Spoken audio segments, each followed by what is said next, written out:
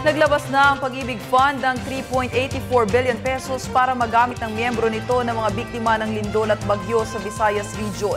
Ang budget na gagamitin ay para sa Calamity and Multipurpose Loan ay nakalaan para sa mahigit 200,000 miyembro mula sa Cebu at Tacloban na nag-apply sa Pag-ibig Loans.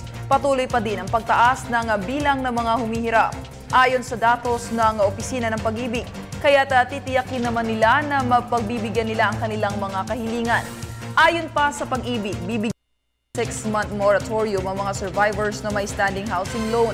Kung nasiraan naman ng kanilang bahay, maaari silang mag-file ng insurance claims para sa allied perils. At kung ang isang Pag-ibig member na may utang ay nasawi sa naturang mga kalamidad, maaaring mag-file ang kanilang kamag-anak ng mortgage redemption insurance. Maaaring sadyain ng mga miyembro ang Pag-ibig satellite offices ng kanilang probinsya para maiayos ang kanilang dokumento.